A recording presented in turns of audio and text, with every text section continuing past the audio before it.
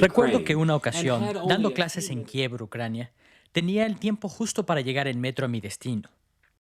Corrí hacia la estación, bajé las escaleras y salté en el vagón justo en el momento en que se cerraban las puertas. Tenía que atravesar toda la ciudad, así que me senté para recuperarme y relajarme por unos minutos. Pasado un rato, me di cuenta de repente de que había tomado el metro en la dirección equivocada. Como era de esperarse, la siguiente estación estaba a varios kilómetros, así que me tardé todo el tiempo del mundo para llegar allá. Para cuando llegué y pude cambiar de rumbo, era claro que iba a llegar muy tarde. Recuerdo que me dije, bueno, esto no es lo que yo esperaba, pero al menos ya voy en la dirección correcta. Supongo que así pasa en muchas áreas de la vida. Nuestras situaciones nunca son perfectas y en muchas ocasiones ni siquiera están cerca de serlo. A donde quiera que vamos enfrentamos muchos problemas y desafíos. No obstante, todos sabemos que es mejor al menos ir en el rumbo correcto y no por el camino equivocado. Hemos titulado esta lección La dirección correcta, y en ella vamos a explorar el libro de Génesis del capítulo 6, versículo 9 al capítulo 11, versículo 9. Allí descubriremos el rumbo a seguir que Dios estableció para su pueblo después del gran diluvio en los días de Noé. Como veremos, en estos últimos capítulos de la historia primigenia, Moisés señaló muy claramente el rumbo que el pueblo debía seguir. Quizá no era todo lo que ellos querían, pero dicho rumbo fue señalado por Dios para llevarlos hacia grandes bendiciones. Asimismo, esta porción de la historia primigenia es muy importante también para los seguidores de Cristo, pues nosotros también debemos seguir este rumbo. Nuestro estudio de Génesis capítulo 6, versículo 9 al capítulo 11, versículo 9 se dividirá en tres partes.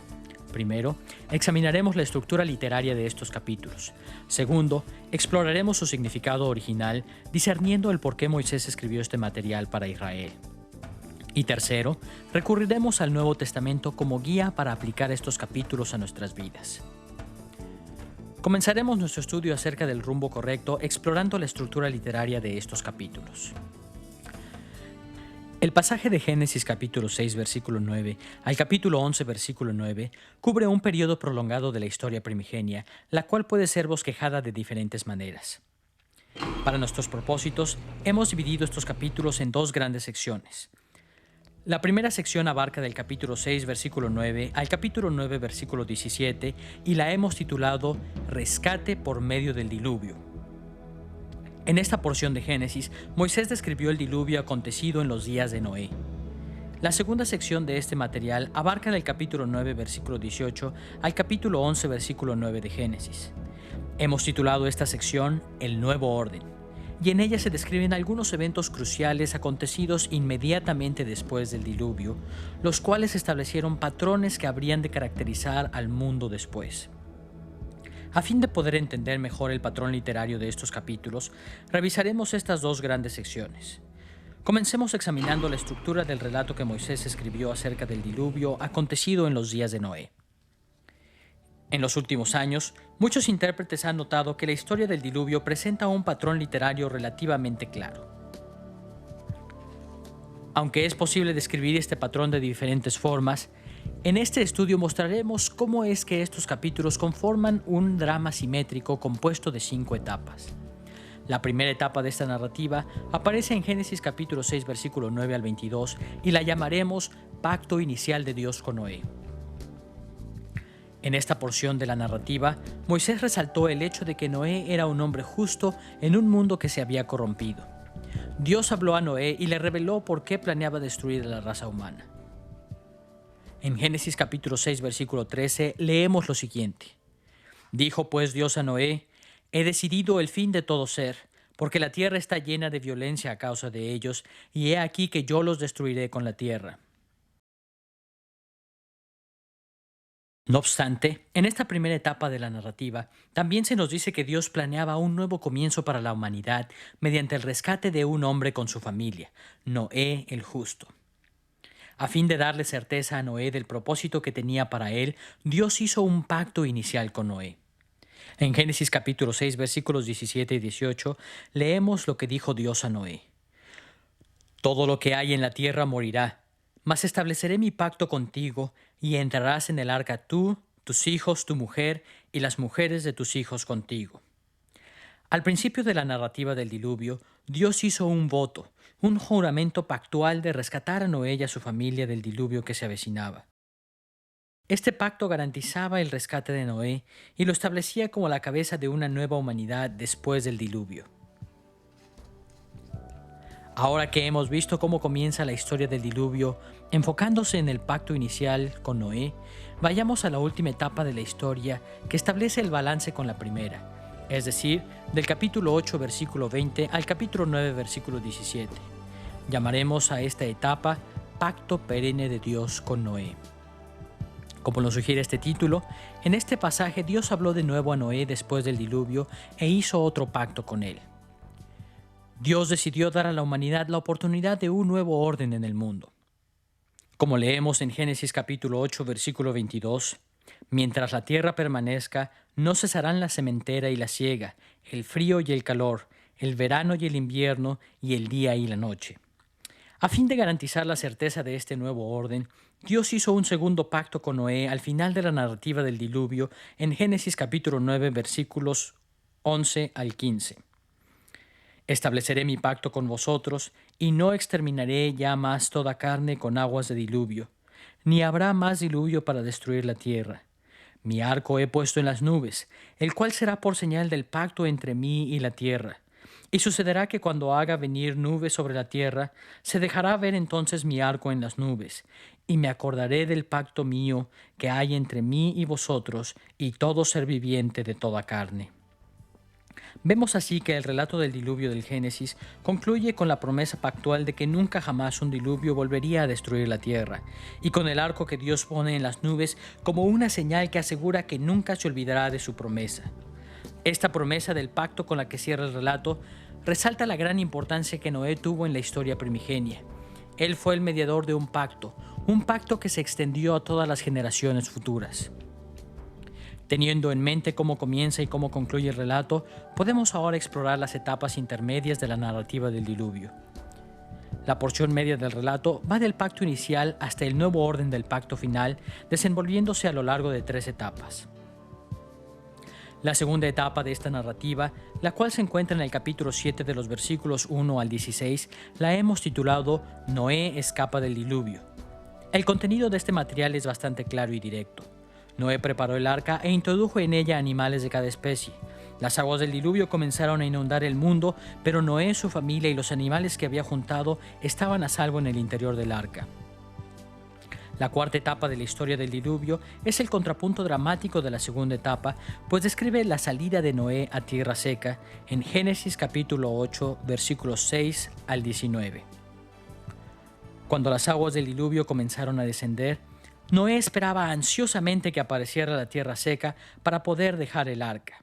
Después de esperar por un tiempo, apareció la tierra seca y Dios mandó a Noé que dejara el arca, así como anteriormente le había ordenado que entrara en ella. Podemos ahora examinar el momento dramático que funciona como epicentro o punto de cambio de esta narrativa. En Génesis del capítulo 7 versículo 17 al capítulo 8 versículo 5, el cual hemos titulado Dios se acuerda de Noé. Estos versículos comienzan con una descripción del diluvio arrasando y destruyendo todo ser viviente sobre la tierra. Al final de esta etapa, el diluvio comenzaba a disminuir.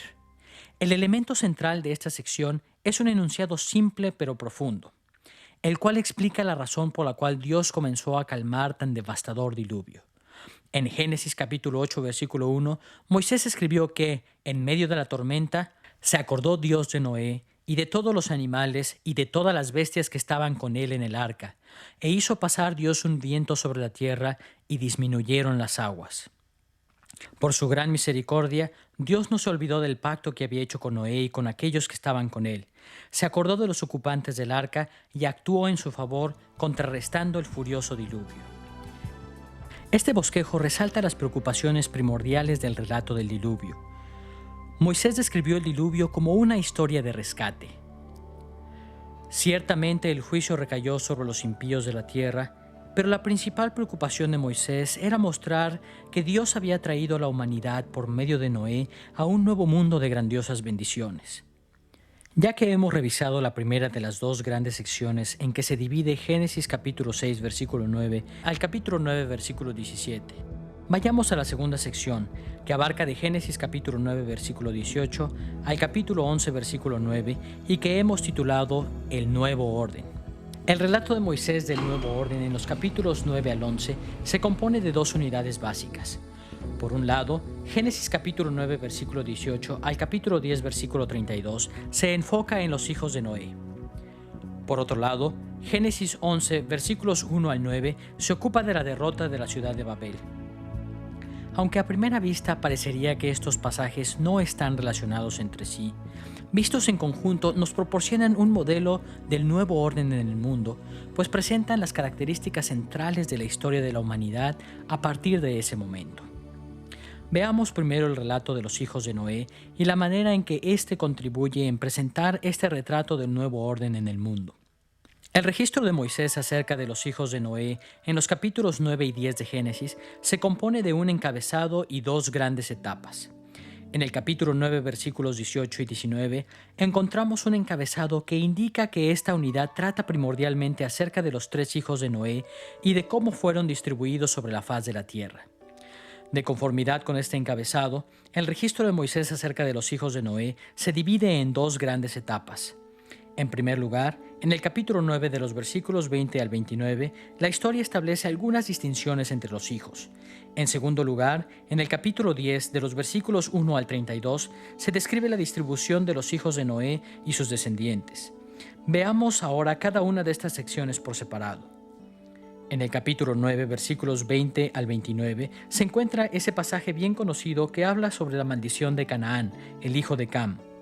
Escuchemos lo que escribió Moisés en Génesis capítulo 9, versículos 24 al 27.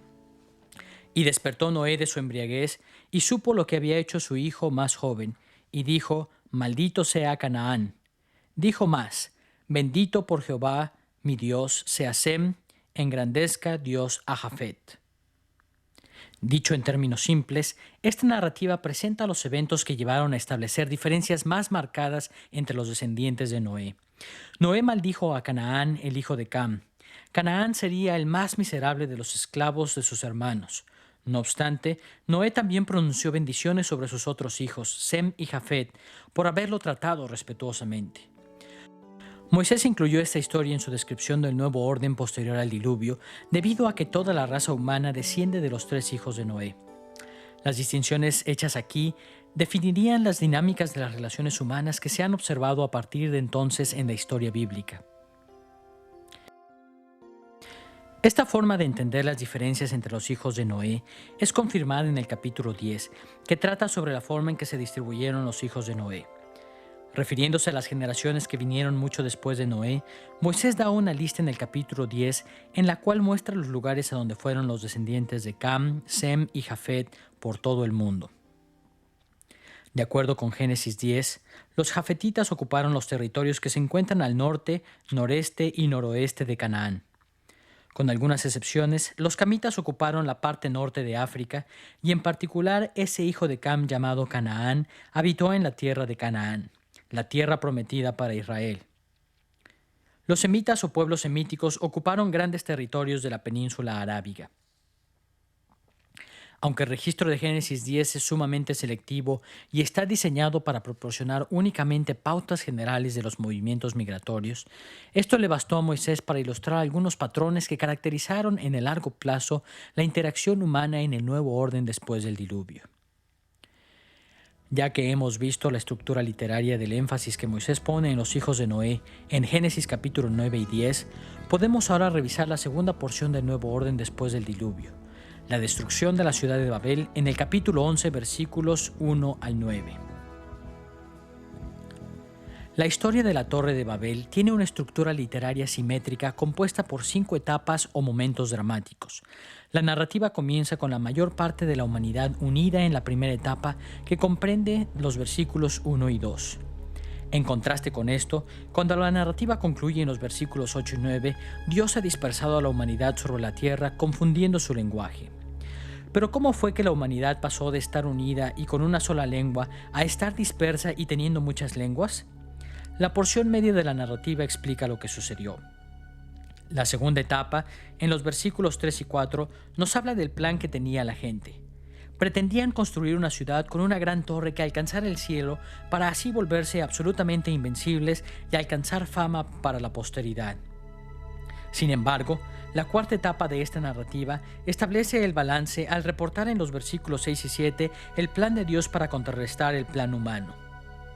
Dios convocó a su ejército celestial para atacar la ciudad, confundiendo el lenguaje de la gente y así detener la construcción de la ciudad y su torre.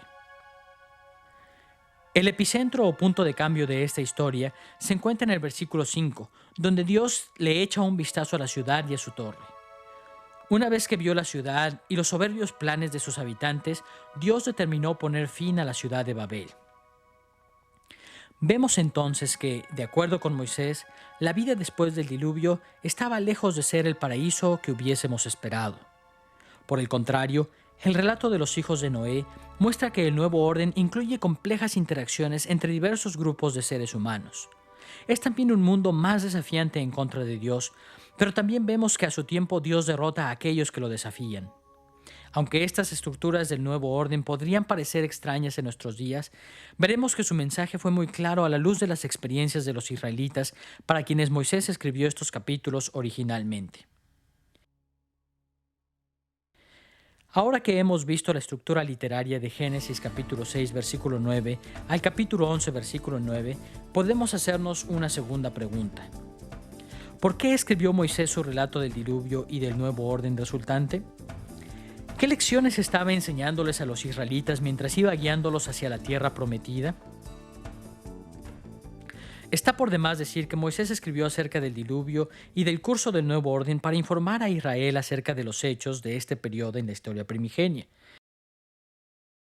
Sin embargo, su registro es tan selectivo y está tan orientado hacia temas particulares que no podemos pensar que eso era todo lo que Moisés tenía en mente. Moisés escribió no solo para reportar el pasado, sino para guiar al propio Israel en esa época. Descubriremos el propósito de Moisés mediante el análisis de las tres porciones que componen el pasaje de Génesis capítulo 6, versículo 9 al capítulo 11, versículo 9. Primero examinaremos el significado original de la narrativa del diluvio. Después iremos al registro de Moisés acerca de los hijos de Noé. Y por último, nos ocuparemos de las implicaciones originales de esta última porción de la historia primigenia, la destrucción de Babel. Veamos primero cómo relacionó Moisés el diluvio con las experiencias del Israel de su época. Para discernir cómo usó Moisés la narrativa del diluvio, veremos dos aspectos de la historia. En primer lugar, las conexiones que estableció entre el diluvio y el éxodo, y en segundo lugar, las implicaciones de estas conexiones para Israel. Moisés estableció conexiones entre el diluvio y su tiempo, presentando a Noé en forma tal que resaltaba los aspectos en que sus vidas y ministerios eran semejantes. Claro que las vidas de Noé y de Moisés eran diferentes en muchos aspectos, y estas diferencias no deben ignorarse. Sin embargo, también es evidente que Moisés presentó a propósito a Noé en forma tal que los lectores israelitas pudieran ver a Noé como un precursor de Moisés. Existen por lo menos 8 conexiones significativas entre Noé y Moisés. En primer lugar, Moisés señaló una conexión entre Noé y él mismo en relación con la violencia. Recordemos que de acuerdo con Génesis capítulo 6 versículo 13, el diluvio vino porque el mundo estaba lleno de violencia. Éxodo capítulos 1 y 2 nos dejan muy claro que los egipcios habían afligido con mucha violencia al pueblo de Israel antes del llamamiento de Moisés. Moisés rescató a Israel de manos de Egipto como respuesta a la violencia infligida en contra de su pueblo. De manera que la obra de ambos, tanto de Noé como de Moisés, fue rescatar de violencia al pueblo de Dios. Una segunda asociación aparece en el uso que Moisés hace del término arca. La palabra hebrea para referirse al arca de Noé a lo largo de Génesis capítulos 6 al 9 es tevah. Curiosamente, el único otro lugar en donde Moisés utiliza el término tevah es Éxodo capítulo 2, versículos 3 y 5. Allí se refiere a la canasta en donde su madre lo puso como en un arca o tevá. Aunque el arca de Noé era enorme en comparación con el arca de Moisés, que era muy pequeña, Moisés enfatizó el hecho de que tanto él como Noé habían sido rescatados de las aguas de la muerte por medio de un arca o tevá. En tercer lugar, la importancia de los pactos divinos también establece a Noé como precursor de Moisés. Como hemos visto, de acuerdo con Génesis capítulo 6, versículo 18 y capítulo 9, versículos 11 al 17, Dios hizo un pacto con Noé como representante de toda la raza humana. Y por supuesto que sabemos que una de las funciones primordiales de Moisés en favor de Israel fue mediar un pacto divino. Como lo ilustra magníficamente Éxodo capítulos 19 al 24, Moisés fue escogido para encabezar a Israel en la celebración de un pacto especial con Jehová al llegar al monte Sinaí. El papel central que ocupa el juicio por medio de las aguas establece una cuarta conexión entre estos dos hombres. En Génesis capítulos 6 al 9, Dios liberó a Noé y a su familia, manteniéndolos a salvo de un diluvio que eliminó de la tierra a los perversos.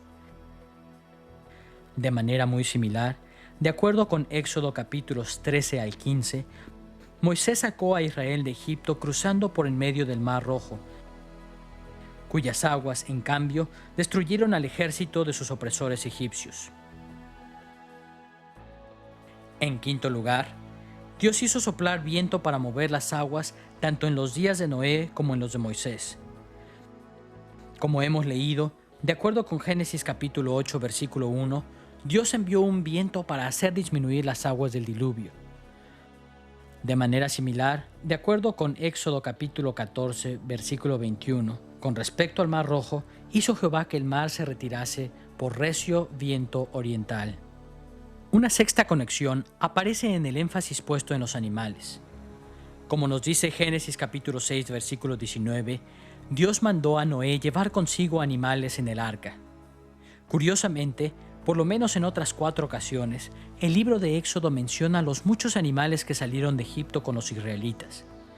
Así como en los días de Noé Dios ordenó traer animales al Nuevo Mundo, también en los días de Moisés ordenó traer animales a la tierra prometida. Séptimo, la expresión «se acordó Jehová» también relaciona a Noé con Moisés. Como vimos en Génesis capítulo 8, versículo 1, cuando las aguas azotaban furiosas en los días de Noé, Dios actuó en favor de Noé porque se acordó de él. Dios había hecho un pacto con Noé de que habría de sacarlo a salvo del diluvio, y Dios se acordó de dicho pacto. De la misma manera, Dios aclaró a Moisés que rescataría a Israel de Egipto porque se acordó de su pacto. Escuchemos lo que dijo Dios a Moisés en Éxodo capítulo 6, versículo 5. Asimismo yo he oído el gemido de los hijos de Israel, a quienes hacen servir los egipcios, y me he acordado de mi pacto. El hecho de que Dios se acordara de sus pactos jugó un papel vital tanto en el diluvio como en el Éxodo. Finalmente, la bendición de la naturaleza también asocia a Moisés con Noé. Noé introdujo a la raza humana a un nuevo mundo en el cual, conforme a la promesa de Dios, habría un orden natural estable y duradero que beneficiaría a la humanidad. De igual manera, Moisés le dijo a Israel que en la tierra prometida, la naturaleza permanecería constante y sería de beneficio para la humanidad. Teniendo en mente estas conexiones entre Noé y Moisés, podemos ver ahora las implicaciones de estos paralelos para la nación de Israel. ¿Por qué estableció Moisés estas conexiones? Para entender las implicaciones originales de este material, debemos recordar que el pueblo de Israel se había rebelado seriamente en contra de Moisés, cuestionando su autoridad y la prudencia de su programa de éxodo y conquista. Estos desafíos a su ministerio llevaron a Moisés a establecer las conexiones que existían entre él y Noé. Dios había usado a Noé en el rescate por medio del diluvio para redimir a la humanidad de la horrible violencia y para restablecer a la raza humana en un nuevo mundo de grandes bendiciones. De igual manera, Dios había escogido a Moisés para rescatar a Israel de la horrible violencia de Egipto e introducir a Israel al nuevo mundo de la tierra prometida. El plan de Moisés para Israel era tan similar a lo ocurrido en el diluvio que nadie podría negar que venía de la mano de Dios. Ahora que hemos visto el significado original del rescate por medio del diluvio, veamos el registro que Moisés hace de los hijos de Noé en Génesis del capítulo 9, versículo 18 al capítulo 10, versículo 32. ¿Por qué incluyó Moisés este material en su historia primigenia? ¿Cuál era su propósito al llamar la atención de Israel hacia estos asuntos? Para examinar esta porción del registro de Moisés, revisaremos 3 asuntos. Primero, la atención que le pone a Canaán. Segundo, el tema de la beligerancia. Y tercero, las implicaciones de estos temas para Israel. Consideremos primero la manera en que Moisés fijó su atención en Canaán, el hijo de Cam. Recordemos que al despertar de su embriaguez, Noé se dio cuenta de que Cam lo había deshonrado y de que Sem y Jafet lo habían honrado.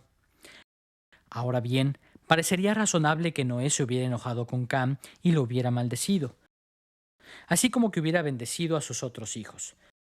Pero no fue eso lo que sucedió. Escuchemos todo lo que Noé dijo en Génesis capítulo 9, versículos 25 al 27. Maldito sea Canaán, siervo de siervos será a sus hermanos. Dijo más, bendito por Jehová mi Dios sea Sem, y sea Canaán su siervo. Engrandezca Dios a Jafet, y habite en las tiendas de Sem, y sea Canaán su siervo. Como vemos en este pasaje, Sem y Jafet recibieron recompensas apropiadas por su rectitud, pero Cam ni siquiera es mencionado aquí. En lugar de ello, fue Canaán, el hijo de Cam, el que recibió la maldición de Noé. Cuando revisamos con cuidado esta historia, nos damos cuenta de que Cam tiene un papel diferente al de sus hermanos. En pocas palabras, Cam tiene muy poca importancia aparte del hecho de que era el padre de Canaán. Notemos la manera en que Moisés escribió acerca de Cam en esta narrativa. En el capítulo 9, versículo 18, leemos lo siguiente. Y los hijos de Noé que salieron del arca fueron Sem, Cam y Jafet, y Cam es el padre de Canaán. La misma identificación vuelve a aparecer en el capítulo 9, versículo 22. Y Cam, padre de Canaán, vio la desnudez de su padre. En cierta forma, Cam se desvanece en el trasfondo de la historia, tomando su lugar su hijo Canaán junto a Sem y a Jafet. Teniendo en mente el énfasis que Moisés pone en Canaán, podemos enfocarnos ahora en una segunda preocupación que se presenta en el tratamiento que hace de los hijos de Noé, la beligerancia en el nuevo orden postdiluviano. El tema de la beligerancia desempeña un papel importante en la atención que Moisés pone en los hijos de Noé. Si pasásemos por alto este tema, estaríamos ignorando el elemento más importante de la historia. El tema de la beligerancia está presente en Génesis capítulo 9, versículos 25 al 27. Maldito sea Canaán, siervo de siervos será a sus hermanos. Dijo más, bendito por Jehová mi Dios sea Sem, y sea Canaán su siervo. Engrandezca Dios a Jafet, y habite en las tiendas de Sem, y sea Canaán su siervo. Notemos que 3 veces en este pasaje se repite la maldición de Canaán, lo cual asegura enfáticamente la beligerancia que habría de existir. En el versículo 25, Noé maldice a Canaán diciendo que será siervo de siervos, o esclavo de la clase más miserable que pudiera imaginarse. En el versículo 26, Noé predice que Canaán sería siervo de Sem, y en el versículo 27 que también se convertiría en esclavo de Jafet. Mediante dicha repetición, Moisés enfatizaba el hecho de que sin lugar a dudas Canaán sería conquistado por sus hermanos. Más aún, es importante notar que estos versículos presentan a Sem como el principal conquistador sobre Canaán. En el versículo 27, las palabras «y habite Jafet en las tiendas de Sem, y sea Canaán su siervo» podrían traducirse también diciendo «y habite Jafet en las tiendas de Sem para que Canaán sea su siervo». Parece ser que la idea de Noé era que Canaán llegaría a estar sometido a Jafet solo en la medida en que Jafet uniera fuerzas con Sem. En efecto, Moisés creía que Sem encabezaría la subyugación de Canaán. De esta forma, Moisés introduce en este pasaje una característica importante del nuevo orden postdiluviano que difícilmente hubiera podido anticiparse. Moisés entendía que el futuro de la humanidad traería consigo una confrontación en la cual los descendientes de Sem subyugarían a los descendientes de Canaán. A la luz de la atención que Moisés pone en Canaán y en el tema de la beligerancia, podemos apreciar las implicaciones originales de la historia de los hijos de Noé para el antiguo Israel. ¿Por qué incluyó Moisés estos eventos en su registro del nuevo orden postdiluviano? Moisés tenía una razón muy específica para describir el nuevo orden de esta manera. El conflicto entre Sem y Canaán atendía directamente a las necesidades de su audiencia israelita. Estaba dirigido a una dimensión crucial de sus vidas. La clave para entender el propósito de Moisés aparece en Génesis capítulo 10 versículos 18 y 19. Después de un listado de algunos de los descendientes de Canaán, Moisés escribió lo siguiente: Y después se dispersaron las familias de los cananeos, y fue el territorio de los cananeos desde Sidón en la dirección de Gerar hasta Gaza, y en dirección de Sodoma y Gomorra, Adma y Seboim hasta Lasa. Los lectores israelitas de Moisés estaban familiarizados con estas referencias geográficas específicas. Los descendientes de Canaán o cananeos se habían asentado en la región que se extiende al norte desde Sidón y al sur hasta Gaza y al este de la región de Sodoma y Gomorra. Moisés estaba especialmente interesado en aquellos descendientes de Canaán que se habían establecido en la tierra prometida. En vista de que ellos eran la nación semita especialmente llamada por Dios, el pueblo de Israel tenía que ir a la tierra de los cananeos para reclamarla como suya. Vemos así que los registros de Moisés acerca de los hijos de Noé no tenían como propósito simplemente el hacer un recuento del pasado. Estaban diseñados para presentar el trasfondo del llamado de Moisés a Israel para proseguir a la conquista tal y como Dios lo había ordenado en la historia primigenia. Como resultado, los israelitas que se oponían al llamado de Moisés a tomar la tierra de Canaán no estaban oponiéndose a Moisés solamente. En realidad estaban resistiendo el plan de Dios, el orden que Dios había establecido para el mundo después del diluvio. Ahora que hemos visto la aplicación que los relatos del diluvio y de los hijos de Noé tenían para los lectores originales, volvamos nuestra atención al tercer aspecto: la intención original de Moisés al escribir acerca de la derrota de Babel en los versículos 1 al 9 de Génesis capítulo 11. Para entender la manera en que Moisés quería que los israelitas aplicaran a sus vidas la historia de la destrucción de Babel, veremos tres aspectos de este pasaje. Primero, la descripción que Moisés hace de la ciudad. Segundo, su descripción de la victoria de Jehová. Y tercero, las implicaciones para los israelitas a dirigirse a la tierra prometida. Veamos primero la descripción de la ciudad. Notemos que el nombre de la ciudad, Babel, guarda correspondencia con la ciudad que más tarde sería conocida como Babilonia. Ya para el tiempo de Moisés, la ciudad de Babilonia era bien conocida en el antiguo cercano oriente. Había sido un centro de civilización por muchos años y su reputación había alcanzado proporciones míticas. Así que cuando Moisés escribía acerca de un lugar llamado Babel después del diluvio, sus lectores israelitas reconocían inmediatamente este lugar como el origen primitivo de un gran centro urbano. Un segundo aspecto importante de los versículos 1 al 9 de Génesis capítulo 11 es la manera en que Moisés describió la victoria de Jehová sobre esta ciudad primigenia. En varios puntos a lo largo de la historia, Moisés expone la grandeza de la victoria de Dios contrastando las perspectivas de los habitantes de Babel con su propia y verdadera perspectiva. Consideremos, por ejemplo, la manera en que Moisés usó el concepto ser esparcidos mediante los verbos que utiliza en la lengua hebrea. Por un lado, los habitantes de Babel estaban muy preocupados con la posibilidad de ser esparcidos.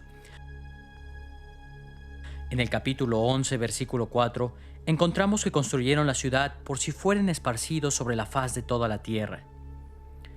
En contraste, Moisés reporta en 2 ocasiones que Dios hizo precisamente lo que la gente de Babel no quería que sucediera. En el capítulo 11, versículo 8, leemos que así los esparció Jehová desde allí sobre la faz de toda la tierra. Y de nuevo en el capítulo 11, versículo 9, leemos que desde allí los esparció Jehová sobre la faz de toda la tierra. Con frecuencia en el Antiguo Testamento, el término esparcir tiene una connotación muy negativa de derrota absoluta en batalla. Cuando un ejército es derrotado, sus soldados son esparcidos al tratar de huir de sus enemigos que los persiguen para matarlos. Esta es la connotación del término en esta historia. Moisés presentó esta historia como el relato de una victoria asombrosa para Jehová. Jehová convocó a su ejército celestial para hacer guerra en contra de la ciudad de Babel y para acosar a sus habitantes que huían por toda la faz de la tierra. Otro aspecto en el que Moisés hace contrastar su perspectiva con la de los habitantes de Babel es el relativo al tamaño de la ciudad y su torre. De acuerdo con Génesis capítulo 11, versículo 4, los babilonios querían una torre que llegara al cielo, en lugar de sus dioses. No obstante, en Génesis capítulo 11, versículo 5, Moisés se burla de esta idea al escribir lo siguiente: «Y descendió Jehová para ver la ciudad y la torre que edificaban los hijos de los hombres».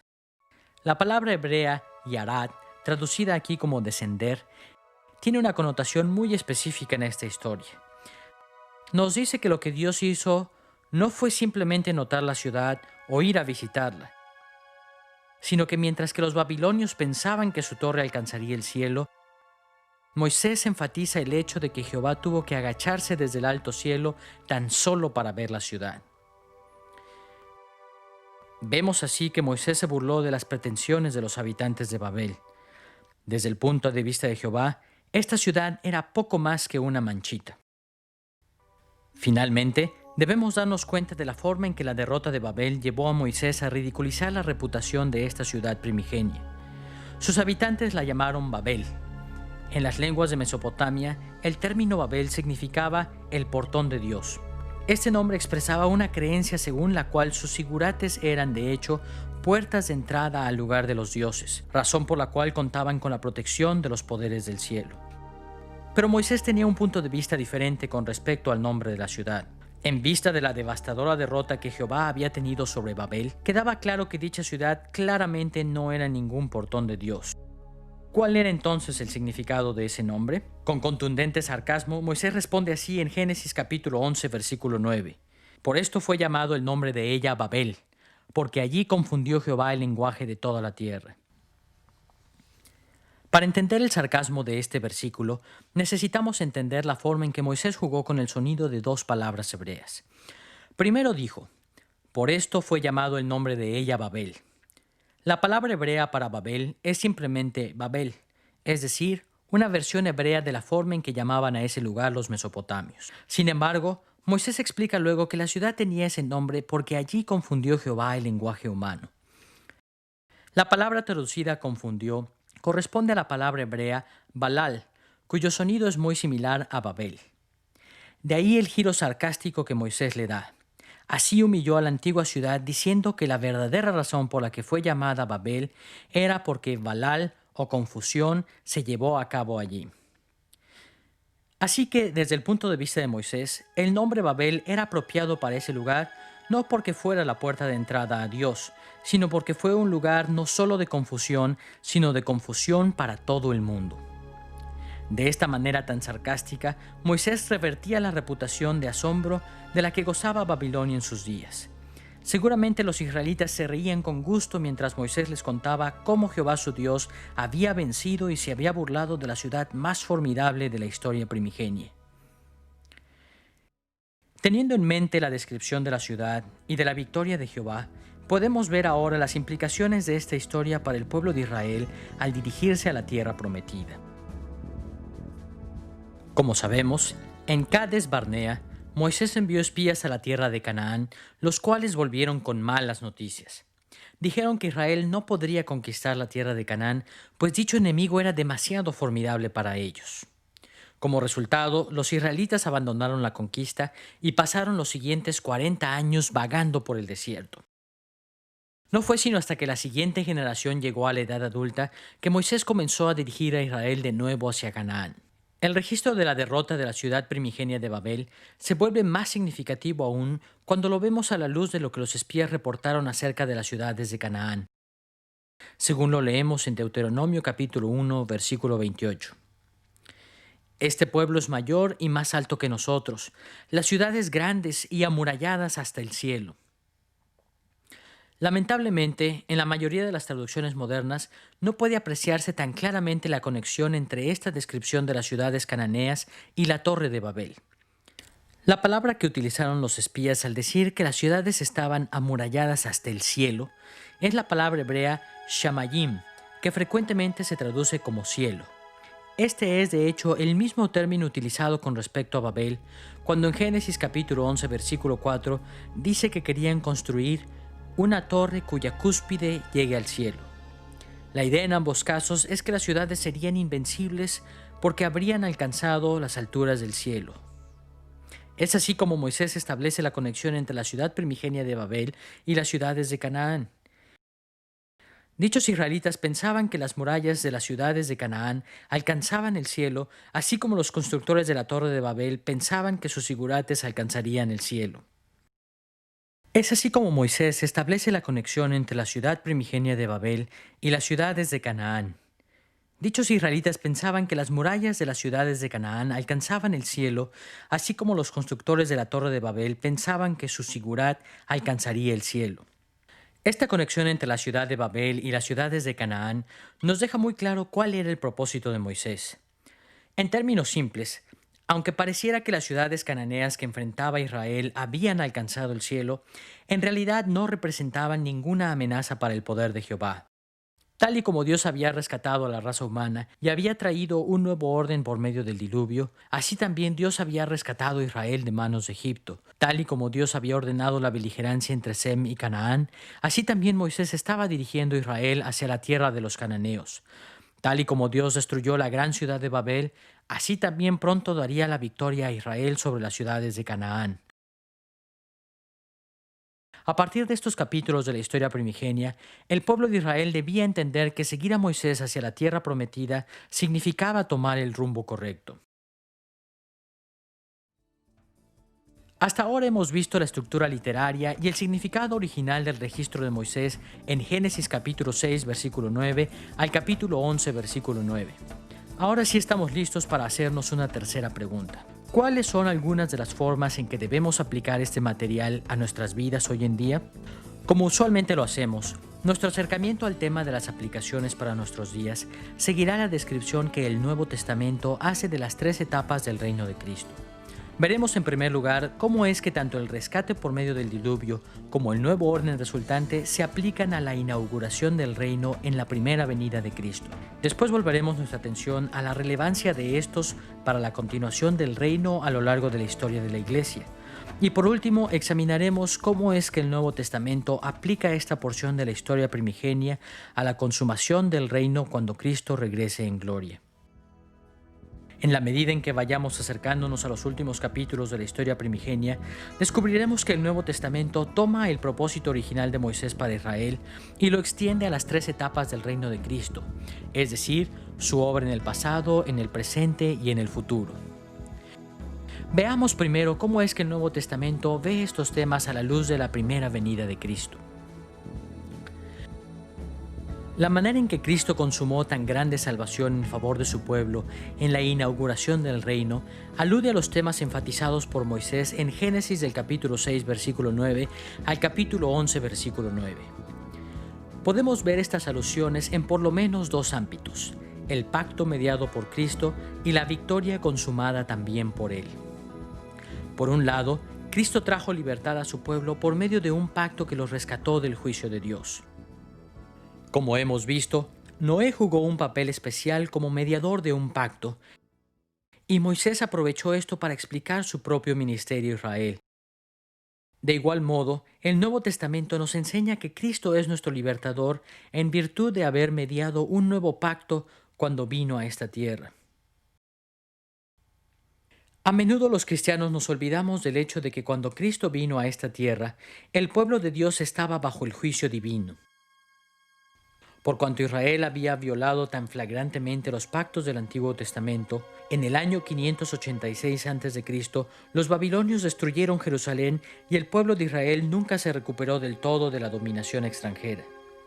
Pero el profeta Jeremías predijo que Dios redimiría a un pueblo del fuego del exilio, estableciendo un nuevo pacto en el futuro. En Jeremías capítulo 31, versículo 31, el profeta anunció: He aquí vienen días, dice Jehová, en los cuales haré un nuevo pacto con la casa de Israel y con la casa de Judá. Como la mayoría de los cristianos sabemos, el Nuevo Testamento enseña que Jesús vino a esta tierra como mediador de este nuevo pacto. El Señor Jesús aceptó para sí mismo esta función cuando en la última cena dijo a sus discípulos las siguientes palabras que encontramos en Lucas capítulo 22, versículo 20. Esta copa es el nuevo pacto en mi sangre que por vosotros se derrama. Vemos entonces que así como por medio de Noé vino el rescate del juicio divino, siendo mediador de un pacto divino, también en la inauguración del reino, Jesús rescató del juicio divino a aquellos que confían en Él, siendo el mediador del nuevo pacto por medio de su sangre vertida en la cruz.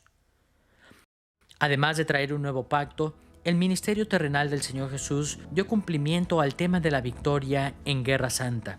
Moisés tocó el tema de la Guerra Santa como una parte del nuevo orden postdiluviano. Afirmó que el nuevo orden del mundo requería que Israel avanzara hacia la conquista de Canaán y les aseguró que tendrían una gran victoria.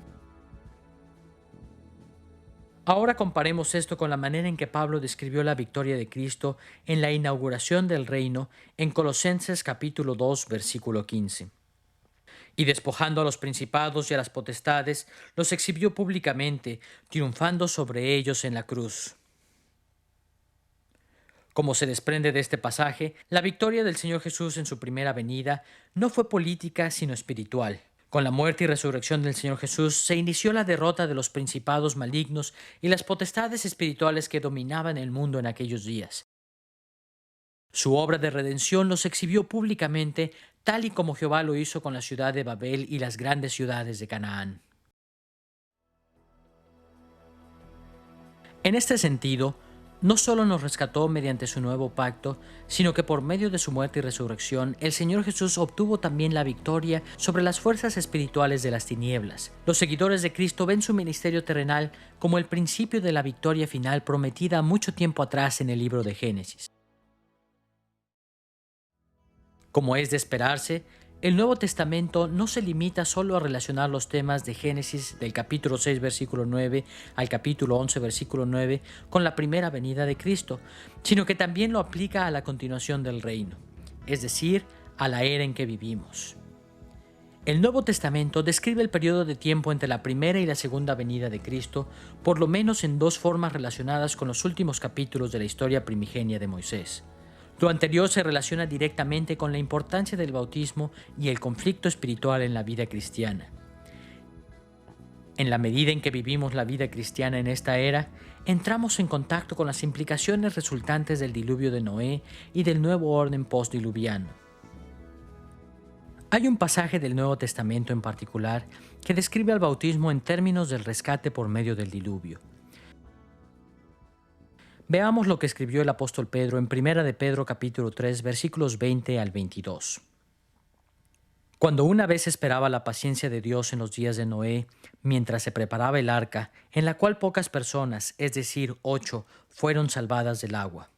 El bautismo que corresponde a esto ahora nos salva, no quitando las inmundicias de la carne, sino como la aspiración de una buena conciencia a Dios por la resurrección de Jesucristo, quien habiendo subido al cielo está a la diestra de Dios, y a él están sujetos ángeles, autoridades y potestades.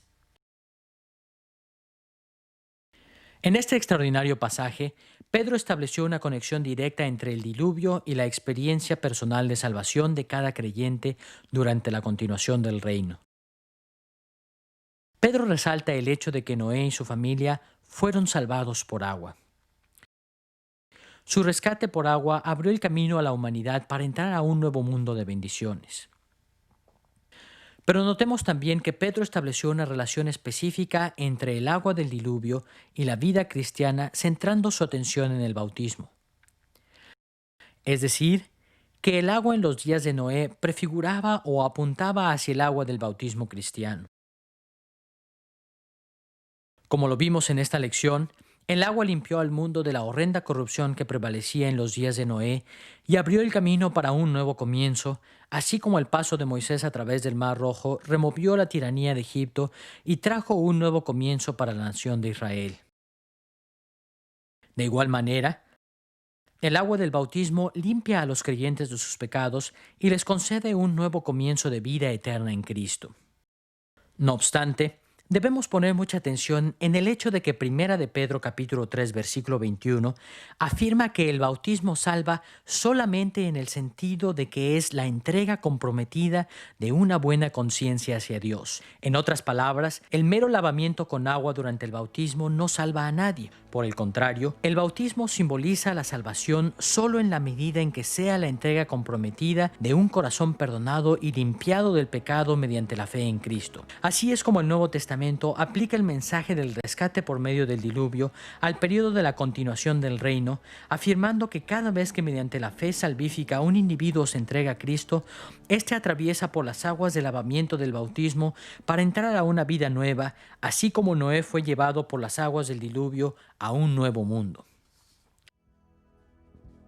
Pero también hemos visto que la historia primigenia de Moisés indicaba que el agua del diluvio había puesto a la humanidad en un estado de guerra santa. Originalmente Moisés llamó la atención a este hecho para alentar a Israel a conformarse a este nuevo orden, avanzando hacia la conquista de Canaán. De manera similar, el Nuevo Testamento aplica esta enseñanza a la continuación del reino al describir el conflicto espiritual que todo creyente enfrenta. Escuchemos los términos en que Pablo plantea esto en Efesios capítulo 6, versículos 11 y 12. Vestíos de toda la armadura de Dios para que podáis estar firmes contra las acechanzas del diablo. Porque no tenemos lucha contra sangre y carne, sino contra principados, contra potestades, contra los gobernadores de las tinieblas de este siglo, contra huestes espirituales de maldad en las regiones celestes. Este y muchos otros pasajes del Nuevo Testamento enseñan claramente que los cristianos hoy en día estamos en guerra contra el mal. Lamentablemente, muchos cristianos hoy en día evaden esta dimensión en su vida espiritual, tal y como los israelitas que seguían a Moisés evadieron el llamado a la conquista de Canaán. Pero la perspectiva del Nuevo Testamento es clara. Debemos incorporarnos a la batalla espiritual. En Efesios capítulo 6, versículo 13, Pablo lo pone en estos términos.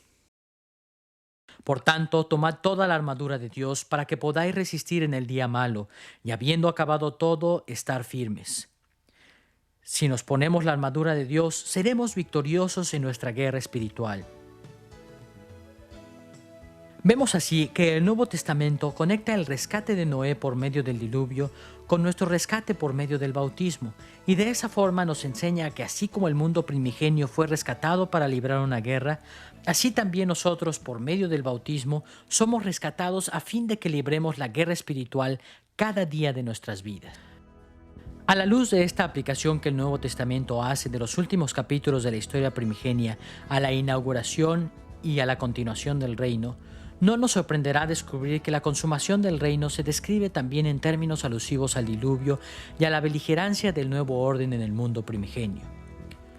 Los escritores del Nuevo Testamento establecieron estas conexiones al hablar del regreso de Cristo en gloria como el cataclismo y la batalla final. Segunda de Pedro capítulo 3 asocia explícitamente al diluvio primigenio con el regreso de Cristo en gloria. Veamos cómo comienza Pedro esta discusión en los versículos 3 al 6. Sabiendo primero esto, que en los postreros días vendrán burladores, andando según sus propias concupiscencias, y diciendo, ¿dónde está la promesa de su advenimiento? Porque desde el día en que los padres durmieron, todas las cosas permanecen así como desde el principio de la creación. Estos ignoran voluntariamente que en el tiempo antiguo fueron hechos por la palabra de Dios los cielos y también la tierra, que proviene del agua y por el agua subsiste, por lo cual el mundo de entonces pereció anegado en agua. En este pasaje, Pedro corrigió a los que se mofaban y señalaban la uniformidad del mundo como una prueba de que Jesús no regresaría. Creían que desde el tiempo de la creación todo había permanecido uniforme. Nada había cambiado en el mundo desde que Dios lo creó.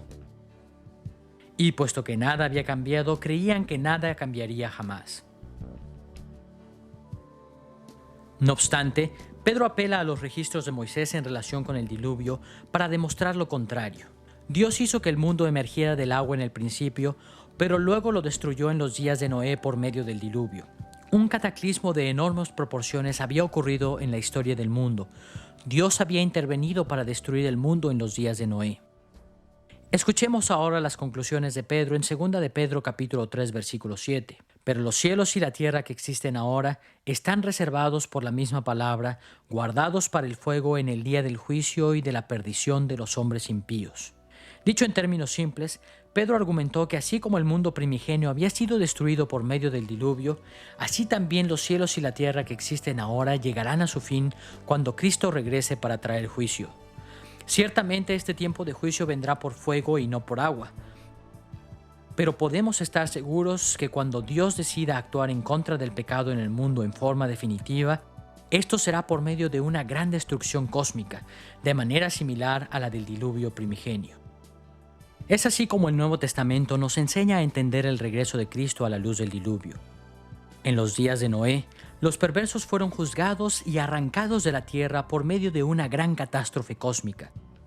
Pero cuando Cristo regrese en gloria, el juicio será inconmensurable. Habrá un cataclismo que trastornará profundamente este mundo. Los malos serán arrancados de la tierra y todos los seguidores de Cristo serán rescatados para vivir una vida grandiosa y eterna en un cielo nuevo y una tierra nueva. Sin embargo, como hemos visto en la historia primigenia, el diluvio fue acompañado por el conflicto y la guerra entre el pueblo de Dios y los enemigos de Dios. En congruencia con esta línea de asociación, el Nuevo Testamento también describe el regreso de Cristo como la batalla cósmica final. Escuchemos la manera en que el apóstol Juan escribió acerca del regreso de Cristo en Apocalipsis capítulo 19, versículos 11 al 16. Entonces vi el cielo abierto, y he aquí un caballo blanco, y el que lo montaba se llamaba Fiel y Verdadero, y con justicia juzga y pelea. Sus ojos eran como llama de fuego, y había en su cabeza muchas diademas, y tenía un nombre escrito que ninguno conocía sino él mismo. Estaba vestido de una ropa teñida en sangre, y su nombre es el Verbo de Dios. Y los ejércitos celestiales, vestidos de lino finísimo, blanco y limpio, le seguían en caballos blancos. De su boca sale una espada aguda para herir con ella a las naciones, y él las regirá con vara de hierro. Y él pisa el lagar del vino del furor y de la ira del Dios Todopoderoso. Y en su vestidura y en su muslo tiene escrito este nombre: Rey de Reyes y Señor de Señores. Con estas palabras espectaculares de la visión apocalíptica, Juan declaró que el regreso de Cristo será una batalla a nivel mundial en la que Cristo mismo aparecerá y destruirá a todos sus enemigos. La gloria de la victoria eterna será de aquellos que hubieren confiado en Cristo para salvación, pero juicio y destrucción caerán sobre aquellos que lo han rechazado. Vemos así que el Nuevo Testamento presenta la consumación del reino de Cristo como el cumplimiento definitivo de la guerra de Dios contra el mal. Dios está resuelto a establecer su reino en contra de todos sus adversarios. Cuando Cristo regrese en gloria, este propósito divino será consumado plenamente. Los perversos serán destruidos y el pueblo de Dios en Cristo gozará de victoria eterna y paz en el cielo nuevo y en la tierra nueva. En esta lección hemos revisado Génesis capítulo 6 versículo 9 al capítulo 11 versículo 9. En este pasaje de la Escritura, Moisés señala la dirección correcta para el pueblo de Israel al dirigirlos rumbo a la tierra prometida.